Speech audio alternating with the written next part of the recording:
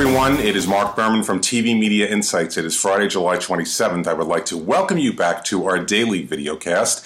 And we are coming to you from the 2012 Summer Press Tour at the famous Beverly Hilton Hotel in Los Angeles. And my special guest today is Eric Deggans. Hello, Eric. How you doing, man? I'm doing well. How are you doing? It's early. Boy, it's early. We are sitting here. Let me tell you, we're sitting here. It is about 5:30 in the morning. We're in the TCA suite, and I'm about to get the column done. Tell everybody where you're from. I'm from the Tampa Bay Times newspaper in Florida.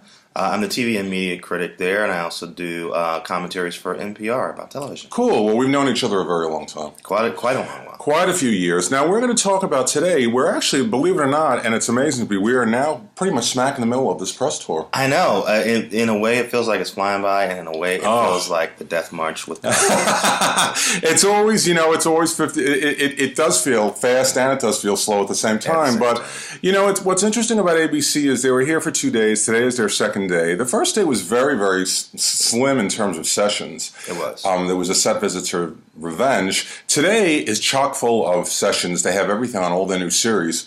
What are your thoughts on ABC's schedule? ABC's schedule is interesting. There's a lot of ambitious series. Yes. They're trying a lot of different things. It feels like a blunderbuss, a scattershot. A lot of different things. Trying to hit the mark at the same time. One of the things that was interesting, when we went to the Revenge set, we talked to the executive producers. And ABC seems to have been inspired by the success of this show. So they have all kinds of different kinds of nighttime soaps, from Nashville, which takes on country music, to 666 Park Avenue, which is more of a supernatural kind of thing.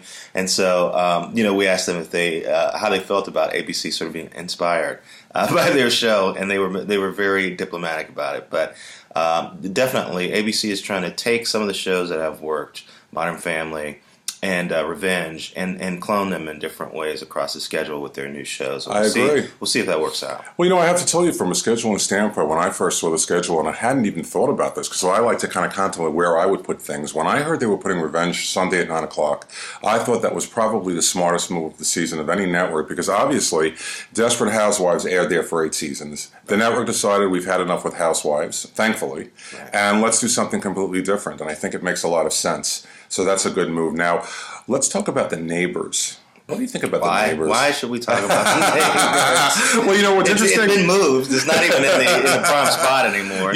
What's interesting about The Neighbors, I'm just going to move this just a tad bit better. That's, I think, a so you can better. see more of my amazing chat. Yes, exactly. What's interesting about The Neighbors, first of all, they moved it. It was initially going to air out of Modern Family. Now it's into Modern Family. I don't get it.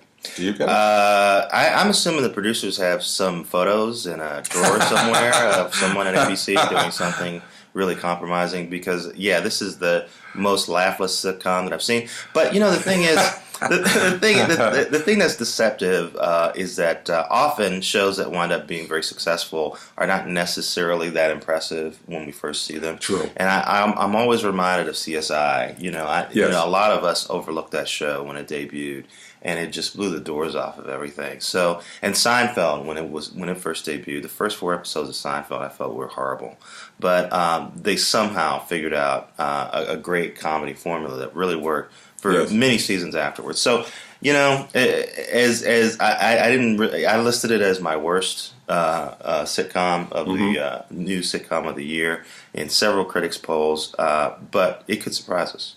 Well, that's my CYA. That's what that. The moral of the story. The moral of the story is anything is possible. So we'll wait and see. You never know.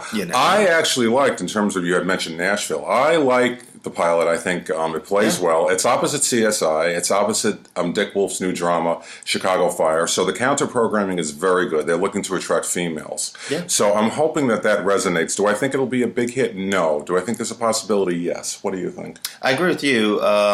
Big hits at 10 o'clock. I don't know. Have we left that era? I mean, is it even Yeah, possible to have a big hit at 10 o'clock anymore? Well, not, the CBS still has an array of 10 o'clock hit shows, but in terms of something new coming in and really taking off, not easy to do. Yeah, yeah. So I don't know about that, but I do like the show. Yes. I like the pilot a lot. I love the cast, and I love the premise. And you know, one of the things about country music is that it's one of the last areas of the industry that is more traditional.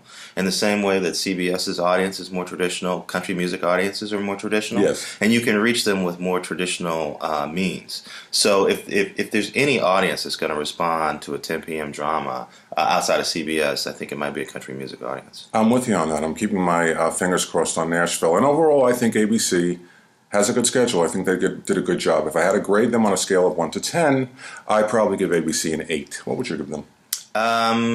I guess a 7 or an 8. I'm always wary of networks that debut a ton of shows at once. So the one thing I would say about ABC is that they have a lot of new shows, and more of them are better than the last network we saw doing that, which is NBC. I agree, and I think overall the problem with the broadcast network schedules or the whole landscape is you have the majority of shows premiering on that first week of the season, and it's very difficult for everybody to sample them. And that is our daily video cast. Eric Deggans, thank you very much for joining me. Well, thank you for having me. It's my pleasure. I hope everybody has a great day. Now, the weekend is coming up, which means I will not be back until Monday, and we will still be here. Say it ain't so. Say it ain't so, but we'll still be here from the press tour in Los Angeles. Thank you very much for joining us. I hope everybody has a great weekend. Signing off, Marc Berman and Eric Deggans.